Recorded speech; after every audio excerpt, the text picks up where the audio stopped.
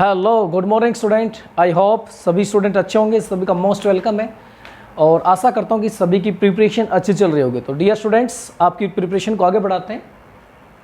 Today our topic the first farmers and herders. The first farmers and herders, our chapter name, chapter 3 in history, class 6 social science. First farmer यानी पहले, सबसे पहले first farmers का meaning होगा सबसे पहले वो किसान जिन्होंने खेती की शुरुआत की थी। एंड हर्डर्स का मतलब होता है जो पशुओं के झुंड को पालते थे। इसलिए द फर्स्ट फार्मर्स, पहले किसान, और हर्डर्स अर्थात किसान और पैसे, पहला ग्रुप जो पशुओं का पालन पोषण करते थे। तो हिस्ट्री का चैप्टर 3 है। तो सबसे पहले इस लेसन की हम शुरुआत करें। इन द पैरालिथिक एज, देखिए जो पैरालिथिक एज थी उसके अंदर human beings led a life of hunter gatherers. यानी पैरालिथिक एज के अंदर जो मनुष्य था वो एक प्रकार से ऐसा जीवन जीता था, उस जीवन को हमें हंटर गैदर्स कहा गया। हंटर गैदर्स का मतलब होता है एक शिकारी संग्राहक। शिकारी संग्राहक का मतलब होता है कि वो अपने शिकार करता था और उस शिकार को अपने पास रखता था। क्या करने के लिए?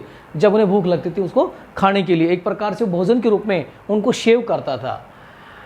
ये स्टेज काफ़ी लंबे समय तक चलती रही। After that but this pattern of life changed when human entered the Mesolithic as. अब जो पैरालिथिक एज में हंटर गैदरर्स जो लाइफ जी रहा था अर्ली मैन, उसमें चेंज हुआ when they entered in the Mesolithic as. यानी मेसोलिथिक एज जो थी, उस मेसोलिथिक एज के अंदर जैसे ही मनुष्य ने एंट्री की तब उनके जीवन के अंदर बहुत अधिक परिवर्तन आया। Mesolithic age is known as the middle stone age. यानी मेसोलिथिक जो एज है, इस मेसोलिथिक एज का ही अन्य नाम मिडल स्टोन एज है। इसको मिडल स्टोन एज के नाम से भी जाना जाता था। ड्यूरिंग दिस एज, इसी मेसोलिथिक एज के दौरान, they used smaller, sharper and more polished stone tools called microlith. यानी इस प्रकार उनके जो पैरालिथिक एज में उनके जो हथियार थे, उनके जो वो बनाए जाते थे वो बहुत ही बड़े होते थे, उनका साइज़ भी बहुत बड़ा होता था और वो नुकीले कम होते थे। लेकिन वहीं मेसोलिथिक एज के अंदर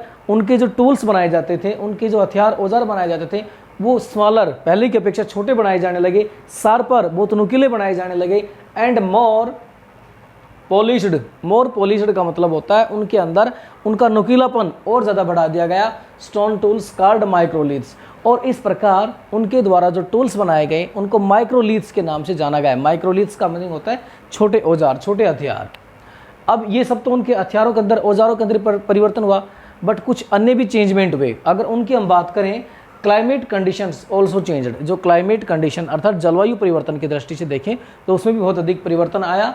there were also adequate rainfall. यानी इस मेसोलिथिक एज के अंदर जो वर्षा थी उसकी मात्रा भी बढ़ गई और ड्यू टू दिस चेंजमेंट, इसके परिवर्तन के कारण dense vegetations and forest developed. बहुत अधिक मात्रा में जो वनस्पतियाँ थीं वो वनस्पतियाँ भी बहुत अधिक मात्रा में डेवलप हुई।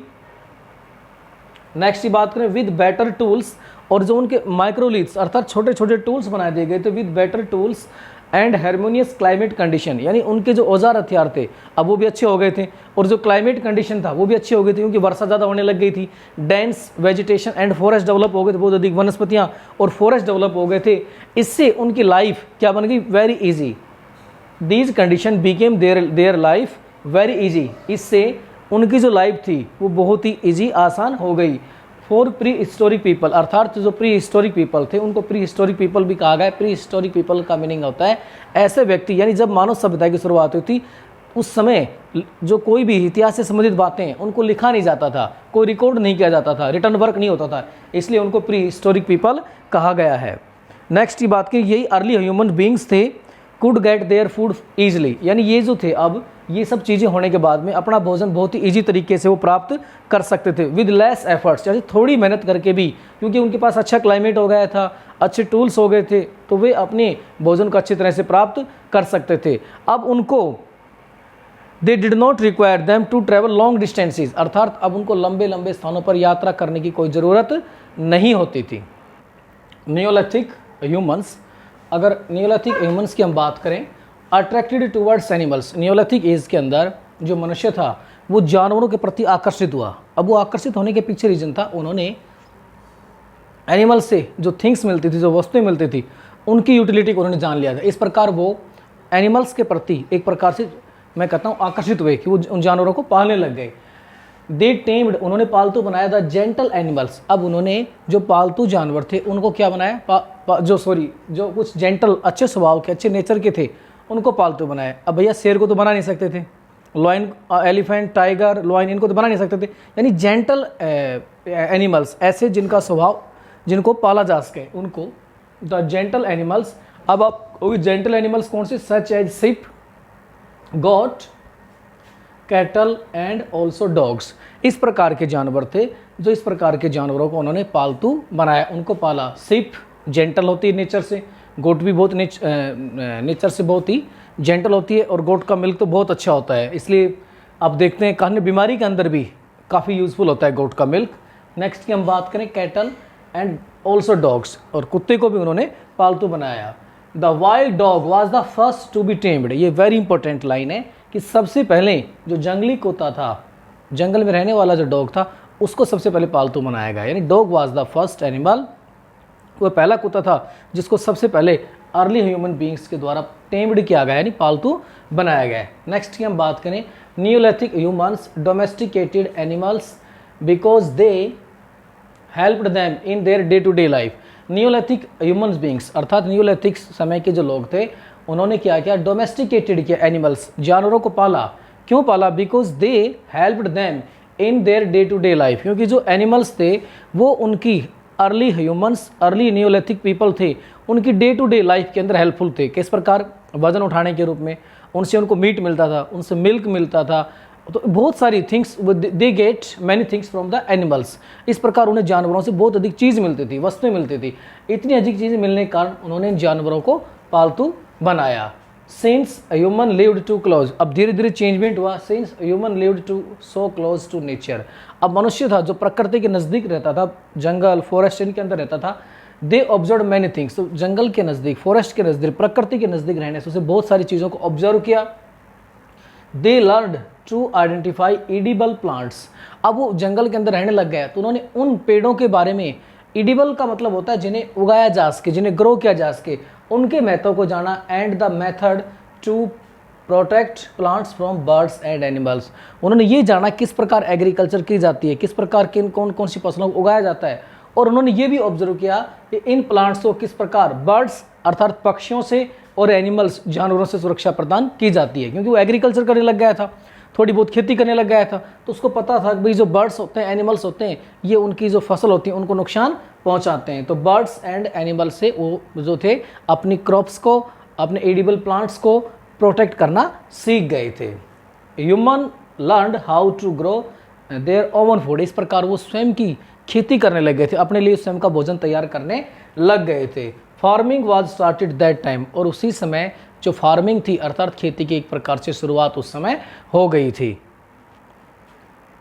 डोमेस्टिकेशन ऑफ प्लांट्स, अब देखिए domestication of plants and animals, जब उन्होंने प्लांट्स को और पशुओं को पाला तो इस प्रकार, इस प्रक्रिया से marked the transition from nomadic life to settled life, अब वो पशुओं को और पौधों को अपने पास पालने लग गया था। इस प्रकार जो नोमैडिक लाइफ जीता था अर्थात जो घुमंतु जीवन जीता था, वो घुमंतु जीवन अब सेटल्ड लाइफ के अंदर ट्रांसफर हो गया था, अर्थात वो भोजन के लिए, पानी के लिए एक स्थान से दूसरे स्थान पर घूमता रहता था, लेकिन अब उसको एक जगह पर वो खेती करने लग गया था। इस प्रकार इस एज के अंदर उन्होंने एक सेटल्ड लाइफ यानी स्थायी जीवन की शुरुआत उन्होंने कर दी थी। This period is also non new stone age और नियोलिथिक एज, इस प्रकार इसको न्यू स्टोन एज भी या न्यू स्टोन एज या नियोलिथिक एज भी कहा जाता है। अब नियोलिथिक साइट्स के बारे में बात करें, वेरी इंपॉर्टेंट टॉपिक है नियोलिथिक साइट्स। अच्छी कुछ ऐसे साइट्स हमने खुदाई के अंदर प्राप्त लिए हैं जिससे हमें इस एज के बारे में, नियोलिथिक एज के बारे में प्राप्त चलता है। उनकी साइट्स की हम बात करें, मेहरगढ़ जो कि पाकिस्तान के अंदर है, बुरजोम कश्मीर के अंदर है, दार्जिलिंग हार्डिंग और सटारू ये असम के अंदर है, चिरौंद ये जो है बिहार के अंदर है, कूची उड़ीसा के अंदर है, ब्रह्मगिरी कर्नाटक के अंदर है, नागा अर्जुन कोंडा ये आंध्र प्रदेश के अंदर ये कुछ साइट्स मिली हैं। इन साइट से हम नियोलिथिक समय के बारे में हम काफ़ी इंफॉर्मेशन कलेक्ट कर सकते हैं। बिगिनिंग ऑफ एग्रीकल्चर यानी खेती की शुरुआत की हम बात करते हैं। Beginning of agriculture, Neolithic period is very important. जो नियोलिथिक पीरियड है वो बहुत ही इंपॉर्टेंट है, बिकॉज इन दिस पीरियड, इस समय के दौरान human started agriculture and settled life. अब देखिए नियोलिथिक पीरियड के अंदर दो घटनाएं घटी थी। फर्स्ट घटना ये थी कि जो एग्रीकल्चर था एग्रीकल्चर एंड सेटल्ड लाइफ, यानी इस समय जो नियोलिथिक पीपल थे वो खेती बाड़ी करने लग गए थे।